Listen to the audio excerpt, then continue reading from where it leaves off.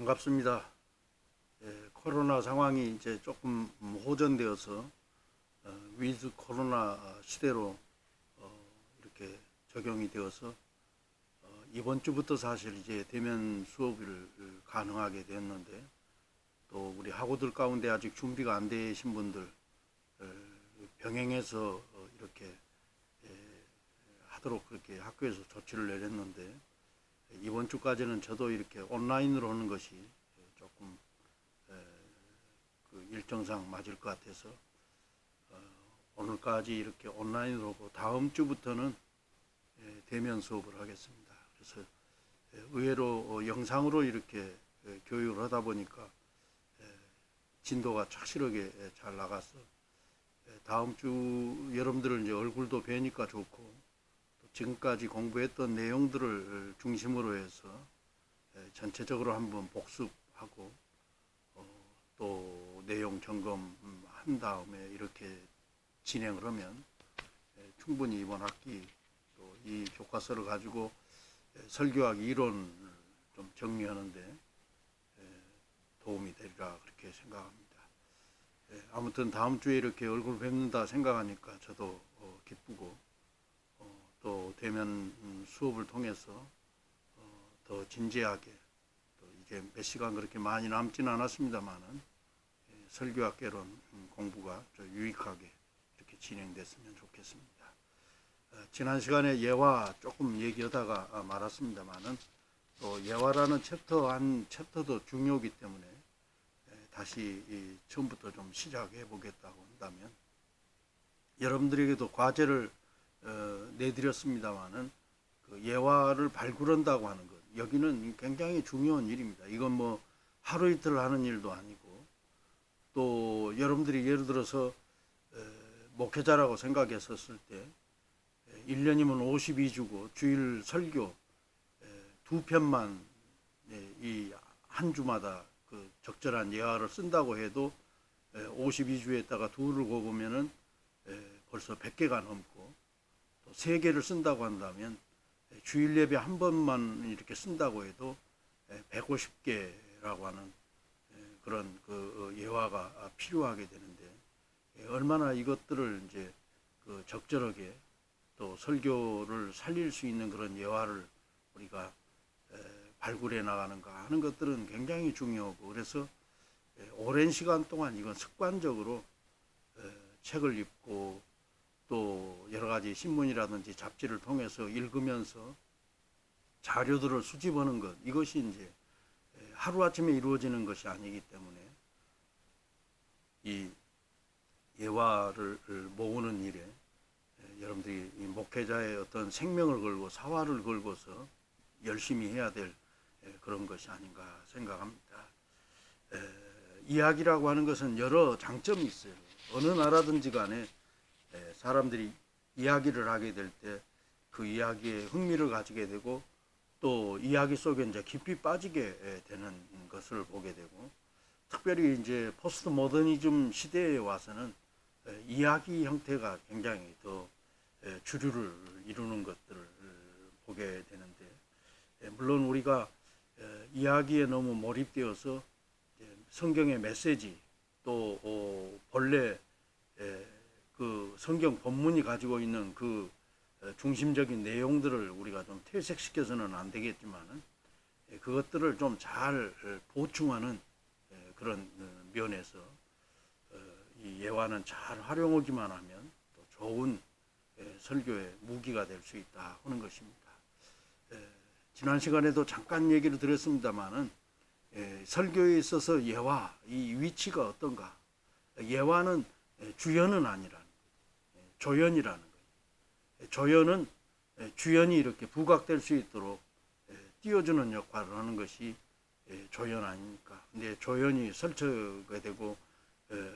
모든 것들을 자기 쪽으로 이렇게 집중하게 한다고 한다면, 그것은 조연으로서의 역할을 잘못한 것이고, 결국 이 예화라고 하는 것은 설교 본문과 설교의 메시지를 부각시키고, 또 이것이 이제 돋보이도록 잘 구성되어질 때 예화의 역할을 제대로 할 수 있다고는 사실입니다. 예수님께서는 최고의 어떤 면으로 보면 이야기꾼이었죠. 왜냐하면 예수님은 사실은 그 말씀을 가르칠 때 여러 가지 장애를 많이 겪었게 되고, 또 처음에는 이제 회당에서 자유롭게 이렇게 말씀을 했지만은 예수님의 인기가 이제 이렇게 높아지게 되니까 바리새인들이나 서기관들이 그 일을 못하도록 방해를 하니까 결국 이제 회당에서 쫓겨난 예수님이 이제 산으로 들로 자연 세계 쪽으로 이렇게 나가서 하나님의 말씀을 전할 수밖에 없는데, 예수님은 그 장소에 적합하게 농사짓는 농부를 보면은 그 농부의 이야기, 또 그 부엌에서 이루어지는 빵 만드는 이야기 같은 경우는 아마도 어머니께서 부엌에서 이렇게 요리를 하시는 그 모습을 보면서 그런 그 이야기들을 하게 되고, 또 바닷가에서는 또 고기 잡는 그런 그 어부의 모습을 통해서 하나님 나라가 어떤 것인가 하는 것을 가르쳐 주는데, 구체적으로 하나님 나라는 이런 모습이다 하고 예수님은 말하시지는 않았어요. 예수님이 천국에 대해서 직접 얘기는 않으셨는데 왜 그런가? 어차피 천국에 대해서 이 얘기를 한다 할지라도 이 땅에 있는 사람들은 하나님 나라에 대해서 전체적으로 온전히 알 수는 없는 것이죠. 사도 요한도 요한계시록을 기록하게 될 때 정말로 신비한 하나님의 나라를 보면서 그것을 말로 다 표현할 길이 없었던 것이죠. 그래서 이 계시록에도 하나님 나라에 대한 모습을 뭐 잠깐은 언급하고 있습니다만은, 지상에 살고 있는 우리들은 가히 상상할 수도 없는 그런 어마어마하고 엄청나고 또 굉장한 나라이기 때문에 구체적으로 이 모습이 어떻다고는 말하지 못하고, 다만 하나님 나라라고 하는 것이 그 백성들의 삶의 모습은 어떤가, 또 하나님의 심판이 반드시 있을 것이라고 하는 그런 측면에 대해서 간접적으로 이렇게 얘기를 하게 됐는데, 그런 의미에서 예화라고 하는 것은 설교에 있어서 가장 그 메시지를 돋보이게 하는 그런 조형과 같은 중요한 위치다. 또 말씀을 이해하고 또 감동받기 위한 하나의 보조 수단으로 굉장히 유익한 그런 도구라고 하는 것을 우리가 전제하면서, 예화가 있어야 될 이유와 그 효과, 여러분들 교과서 271페이지 볼 때 지난 시간에도 한번 말씀을 드렸습니다만은 한번 반복해서 얘기한다고 한다면, 첫째는 메시지를 명백하게 하고 구체화시키기 위해 예화는 필요하다. 쉽게 얘기하자면 이해하기 쉽게 하기 위해서 예화를 얘기하고 또 설명을 했는데 더 어려워졌다. 이건 설교를 잘못한 것이죠. 사실 우리가 이제 성경이 쓰여진 그 당시 그 시대상이 살았다고 한다면 다른 별다른 설명이 없어도 다 이해할 수 있을 거예요. 근데 우리는 벌써 이제 신약으로만 말해도 2000년이라고 하는 시대적인 그 거리감이 있고, 또 중동 지역 예루살렘을 비롯해서 유대 지역 그 중동 지역이라고 하는 그 지역과 또 한반도하고는 여러 가지로 문화적으로 모든 면에서 다 다른 거예요. 장례 치르는 법도 다르고 결혼하는 법도 다르고 또 사람들이 살아가는 삶의 양식도 상당히 다르기 때문에 여기에는 이제 설명이 곁들여지지 않으면 오해할 수밖에 없다고 하는 것이죠. 그래서 이제 성경에 나오는 그 말씀을 우리가 좀 잘 이해할 수 있기 위해서는 거기에 적절한 그 예화를 통해서 성경을 우리가 좀 잘 이해할 수 있도록 하는 것, 이것이 이제 예화가 있어야 될 이유고, 또 두 번째로 예화는 회중의 흥미를 유발시키면서 메시지를 전하는데 촉매 역할을 한다. 여러분, 설교도 사실은 말씀을 듣는 것인데 지루하다든지 또 집중력이 떨어지게 되면은 사실은 효과가 생기는 것이죠. 그래서 사람들의 관심을 끌면서 잘 이해할 수 있도록 이 흥미를 유발시키는 데 있어서 이 예화가 중요한 역할을 하고, 또 예화는 회중이 그날의 메시지를 기억하는 데 도움이 된다 그랬는데, 사실 그 성경 본문이나 설교 이야기는 여러 해 동안 믿음 생활하는 사람들이 이 얘기 저 얘기 듣다 보면은 정확하게 기억하지 못하는 경우들이 있어요. 그러나 예화 같은 경우는 상당히 오래 기억할 수 있다고. 그래서 예화를 두 번 이렇게 사용하게 되면 그것을 눈치채 교인들은 설교 또 이렇게 재탕하는가 하고 그렇게 오해하게 되고, 또 예를 들어서 다른 사람의 것을 이렇게 또 얘기해서 오면은 설교를 좀 도용한 것처럼 오해할 수도 있고, 그래서 이야기라고 하는 것은 기억하는 데 있어서 도움을 주는데, 또 이런 장점이 있는 반면에 또 굉장히 조심스럽게 또 반복적으로 쓴다든지 했을 때는 부작용도 있다고 하는 것을 잘 알아야 되고, 또 예화는 계층을 초월한 언어로서의 역할을 수행한다 그랬는데, 교회라고 하는 것은 아무리 뭐 일반 학교라든지 또 어떤 그 목적을 가지고 모인 집단들과는 달리 계층 자체가 굉장히 광범위하게, 또 뭐 교육 수준이 높다든지 또 삶의 수준이 높다든지 또 도덕 수준이 높다든지 이렇게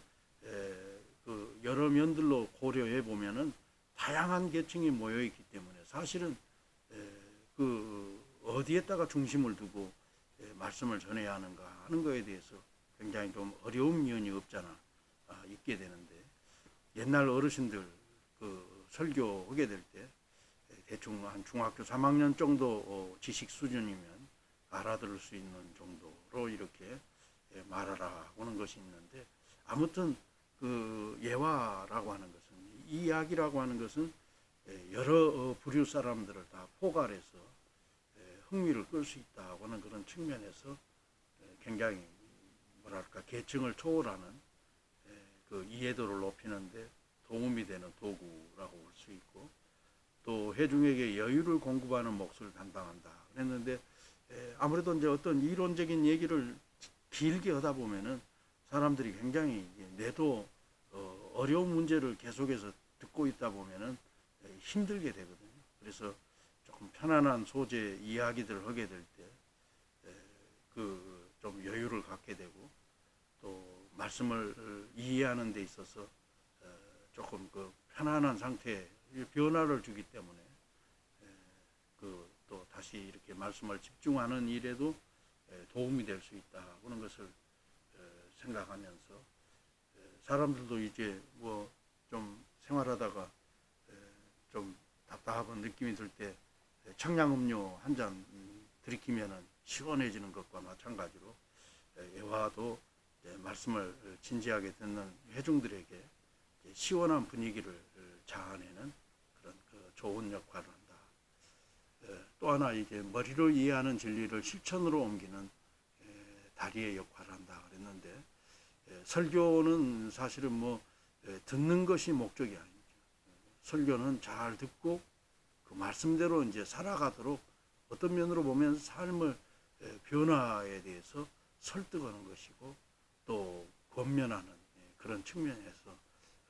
얘기할 때 행동화할 수 있는 하나의 좋은 그 지침의 역할을 이야기가 한다고 하는 것이죠. 그래서 좋은 사례들, 또 이 말씀과 견주어서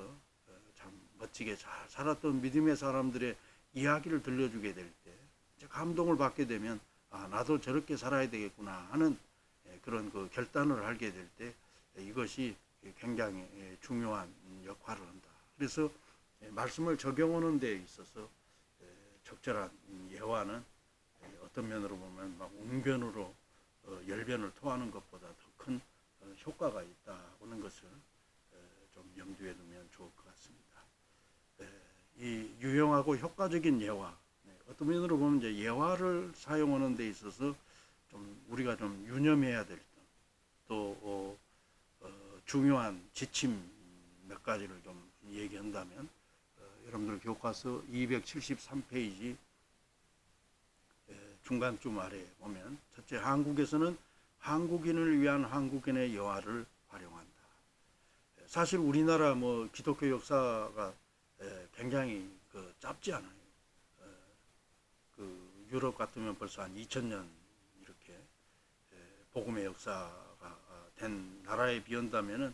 아주 짧고, 또 과거 우리나라도 보면 기독교를 믿기 전에 굉장히 미신이 많았어. 우리의 이야기 가운데 기독교적인 이야기가 그렇게 많지는 않은 거죠. 어떤 면으로 보면 불교라든지 유교라든지 이제 전통 종교 가운데 이제 다른 쪽의 영향을 받은 이야기들이, 조선 시대 때 얘기를 할 때 기독교 복음의 영향을 받아가지고 어떤 일들이 있었다고 얘기하기가 사실은 어려운 부분이 없잖아 있기 때문에, 한국의 소재로 기독교 복음에 대해서 어떤 예화를 얘기한다는 것이 쉽지는 않지만은, 그러나 이제 점점 한국인의 이야기를 가지고 이제 복음을 적용하고 또 설교를 한다고 하는 것은 굉장히 중요하다고는 사실입니다. 왜냐하면 자기 얘기를 해주게 될 때 회중들은 훨씬 더 공감을 갖게 되고, 또 뭐랄까 자기와 이해관계를 같이 하는 사람들의 이야기. 이 기독교는 사실은 소위 말하는 좀 유유상종한다. 좀 어려운 사람은 어려운 사람에게 복음을 전하고, 또 사회 지위가 높은 사람은 높은 사람들이 얘기를 할 때 훨씬 더 마음을 열고 또 복음이 가깝게 들려지는 것인데, 예를 들어서 시골 사람들하고 도시 사람들하고 벌써 관심이 다르잖아요. 이 시골 사람들은 예를 들어서 그 축산업을 하고 있다고 한다면 뭐 돼지를 낳는다든지 소가 새끼를 낳았다든지 이런 얘기들이 굉장히 그 사람들에게 있어서는 굉장히 흥미거리고 또 중요한 얘기고, 또 농사를 짓는 사람들에게 있어서는 금년에 날씨가 좀 좋지 못해 가지고 여러 가지로 좀 농작물에 피해가 있었다든지, 또 날씨가 좋아서 풍년이 됐다든지 이런 것들이 이제 그들의 삶의 어떤 가장 중요한 관심이라고 한다면, 이제 도시 사람들은 그러지 않잖아요. 또 똑같은 도시라 하더라도 이제 광주에 사는 사람들에게 얘기하는데, 광주 사람들에게는 광주 이야기를 했을 때 훨씬 더 그 사람들이 그 말에 대해서 선호하는 것이지, 광주 와가지고 대구 얘기를 한다든지 또 저 인천 지역에 얘기를 했을 때는 상황이라든지 사람들이 공감도에 있어서 훨씬 더 떨어질 수밖에 없다고 하는 것이죠. 그래서 설교를 할 때 듣는 회중들이 어떤가, 또 어떤 것에 관심이 많은가, 이런 것들을 생각하면서 거기에 가장 적합하게 적중할 수 있는 예화가 뭔가 하는 것들을 지혜롭게 잘 말하는 것이 예화를 우리가 효율적으로 하고 또 효과를 내는 데 있어서 우리가 좀 유념해야 될 일이고, 두 번째로는 274페이지에 설교자 자신과 자신의 가족 이야기는 다음의 방법을 활용하라 그랬는데, 사실 뭐 우리가 얘기를 좀 직접적으로 해본다고 한다면, 설교를 하면서 자식 자랑을 한다든지 손자 자랑을 한다든지 이런 것들은 해서는 안 된다고. 왜냐하면 목회자 개인적인 얘기가 자꾸 불거지게 되면은, 그것도 이제 한두 번 정도는 괜찮을지 모르지만은, 이게 이제 빈도수가 많아지게 될 때 사람들은 상당히 그것에 대해서 그 거부감을 갖는다고는 것이죠. 예를 들어서 자식이 잘 돼가지고 뭐 잘된 것에 대해서 그 자랑을 한다 그러면은, 또 거기에 못 미치는 사람들에게 있어서는 굉장히 상처가 되는 것이고, 저도 뭐 얼마 전에 그 손녀를 낳아서 그 손녀 예쁘게 크는 모습을 보면서 상당히 기쁘기는 합니다만은, 또 어떤 부모님들은 자식들 결혼시켰는데 몇 년이 되도록 또 손자를 못 봐가지고 또 아쉬워하는 사람들도 있고, 그래서 이런 것들은 사실은 굉장히 조심스럽게 다뤄야 되고, 또 목회자 가족의 이야기를 한다든지 이런 것들도 굉장히 주의를 기울여서 이 얘기를 통해서 상처를 받는다든지 오해의 소지가 있다고 한다면 차라리 안 하는 것만 못하는 것이죠. 여러분들 교과서에서도 한 예를 들고 있습니다마는, 고린도후서 12장 2절 말씀에 내가 그리스도 안에 있는 한 사람을 아노니 14년 전에 그가 셋째 하늘에 이끌려 간 자라.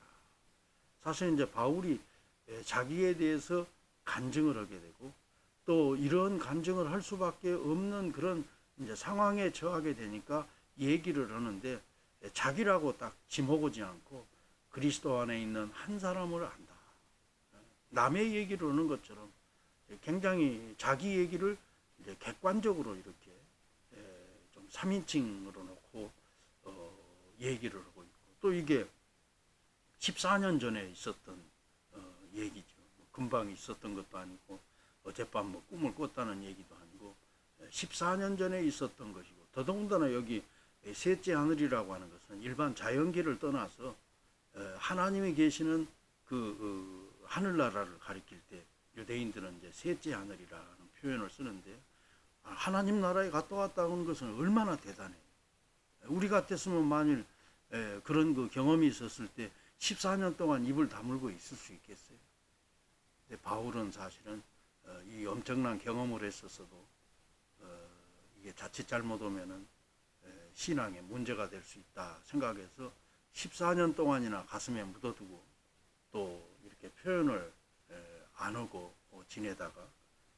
이제 14년 만에 고린도 교회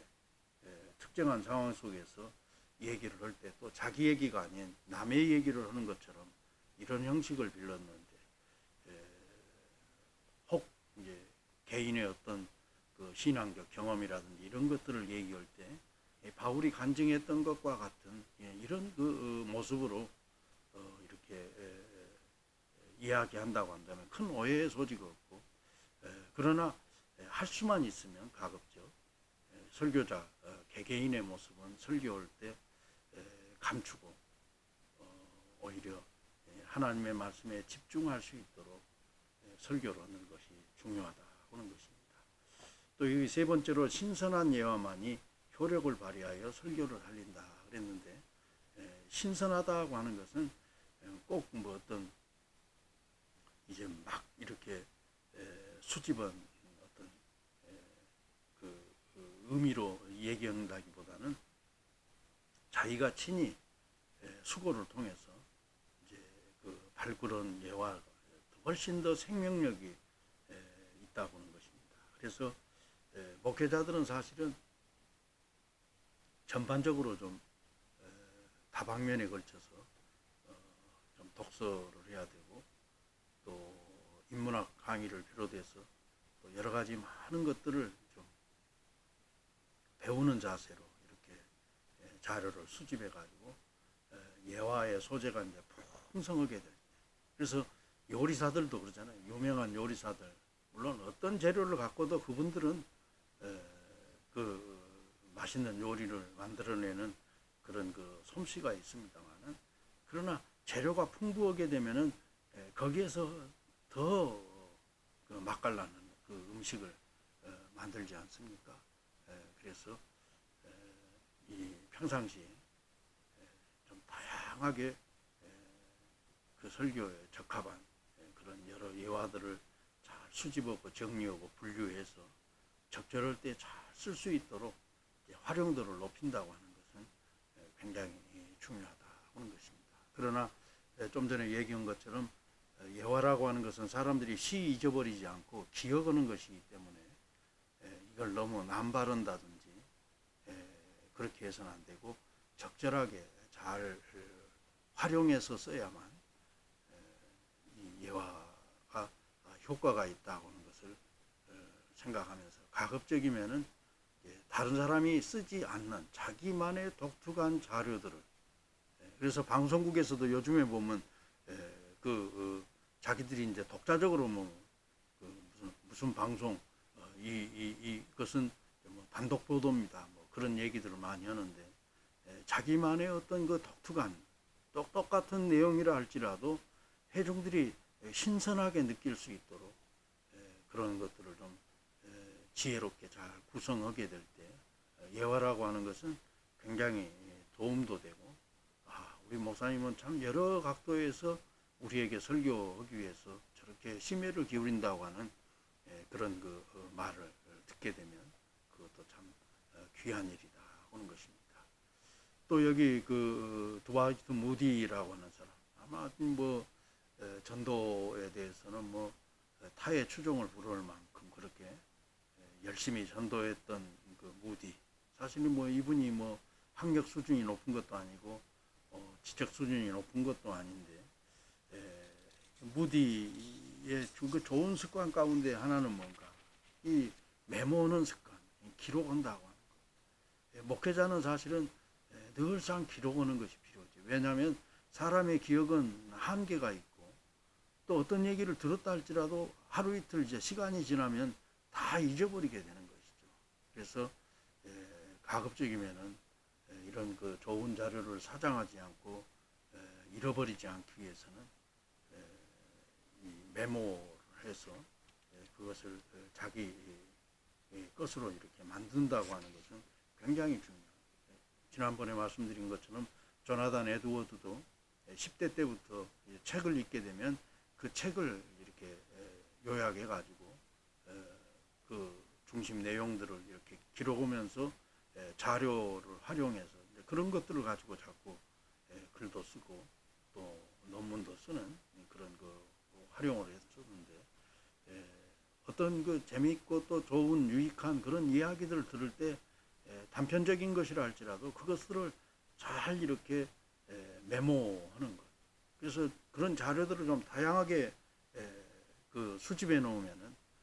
우리의 설교 현장이 훨씬 더 좀 다양해지고 또 신선해진다고 하는 것을 보면서 이제 오늘날은 컴퓨터가 얼마나 이제 그런 면에서 우리에게 도움을 줍니까? 그래서 주제별로 잘 이렇게 자료를 분류해 가지고 우리가 저장해 놓기만 하면 설교에서 자유롭게 쓸 수도 있고 또 어떤 뉴스에 대해서는 지금 뭐 인터넷을 통해 가지고 검색해 보면은 진위를 다 알아볼 수도 있고 그래서 그런 그 면에 있어서 목회자들이 자료 수집하는데 조금 더 노력을 기울이고 이런 것들이 자꾸 풍성해지고 또 이번에 이제 과제로도 제가 이제 주제별로 이렇게 그 설교 예화들을 스크랩하라 그랬습니다만은 이게 이제 생활화돼 가지고 이게 이제 쌓이게 되면 엄청난 보고가 되는 것이죠. 그래서 이제 이런 것들을 잘 활용해서 설교할 때 설교가 훨씬 더 감동 어린 설교가 되게 되고 또 여기 다섯 번째로 독서를 통한 예화의 수집은 자랑스러운 자료다 그랬는데 우리들이 책을 다방면으로 이렇게 많이 읽되 목회자들이 사실은 저도 조금 그 과거 박사 과정 공부를 할 때는 뭐 다른 좀 가볍게 읽을 수 있는 책들을 읽을 시간이 없을 만큼 학교 수업 그 준비해 가지고 또 좀 벅찼기 때문에 독서를 좀 다양하게 할 수 없었는데 또 제가 과거에는 소설 같은 것을 별로 읽어보지를 않았어요. 에세이 정도 또 전공서적 뭐 이런 정도 책들을 읽었었는데 이제 박사 그 과정을 마치고 이제 조금 그 마음의 여유를 갖게 된 이후부터는 소설들도 좀 읽게 되고 또 인문학 강의들도 많이 듣게 되는데 다양한 그 독서를 통해서 또 실제적으로 TV라든지 그 유튜브를 보게 되면 이것도 이제 잘 우리가 선별해서 유익한 것인가 아닌가 또 진실인가 아니면 가짜인가 하는 것들을 먼저 좀 잘 알아야 되겠지만은 굉장히 설교에 도움이 되고 또 우리의 어떤 시야를 넓히게 되는 그런 통찰력을 넓히는데도 좋은 그런 그 강의 자료들이 많이 있기 때문에 적절하게 이렇게 잘 활용하고 또 목회자들은 주요 통계 같은 것들도 이게 잘 좀 정리해 두면 이 통계라고 하는 것이 단순한 수치가 아니고 분석을 어떻게 하고 그 의미를 거기다가 이제 부여해 주게 될 때는 통계 자체가 이제 굉장한 메시지가 된다고 하는 것이죠. 그래서 이런 그 힘든 작업 과정들을 통해 가지고 예화들을 잘 수집하게 되면 그 설교는 강단이 풍성해진다고 하는 것을 보면서 이 책을 읽고 이제 반드시 느낌이라든지 또 깨달은 점이랄지 또 그 내용들을 좀 잘 요약해서 정리하는 것들이 필요한 것이죠. 언젠가 그 코미디언인가요? 그 뽀빠이 이상용이라는 그분. 자기는 평상시 책을 참 많이 읽는다 그러고 또 읽는 데서 그치는 것이 아니라 그 읽었던 내용들을 자기가 이렇게 정리를 해가지고 그 코미디 하는 소재로 이제 많이 활용하게 되는데 그 노트가 뭐 여러 권이 있더라고요. 사람들을 좀 재밌게 하려고는 저 사람들도 저런 노력을 기울여서 그런 그 자료들을 수집해 온다고 한다면 더더군다나 이제 사람을 살리는 생명의 말씀, 하나님의 말씀을 전하는 목회자가 얼마나 열정적으로 또 그 예화 수집하는 데 있어서 최선을 다해야 되는가 하는 것들을 생각해 보면서 여러분들이 이제 이왕 설교학개론 공부를 시작했기 때문에 공부를 하면서 이 자료를 수집하고 예화 같은 경우도 잘 활용하고 또 지속적으로 폭넓은 독서를 통해서 그 마음의 양식을 넓혀간다고 하는 것이 설교자에게서 참 귀한 일이다 하는 것을 생각하면서 지금부터 이제 좋은 습관을 들이고 또 지속적으로 그래서 뭐 하루아침에 그 위대한 설교가 만들어진 것이라기보다는 오랜 시간 동안 그 사자성어로 대기만성 큰 그릇은 늦게 만들어진다는 것처럼 또 위대한 설교자들도 이런 과정들을 통하고 또 애쓰고 수고하는 과정을 통해서 만들어진다고 하는 것을 진지하게 고민하면서 특별히 하나님의 말씀을 잘 이해하고 또 감동을 주기 위해서 예화를 수집하는 일에도 우리들이 더 힘써야 되겠다 하는 것을 기억하면 좋을 것 같습니다. 조금 쉬었다가 이어서 강의 계속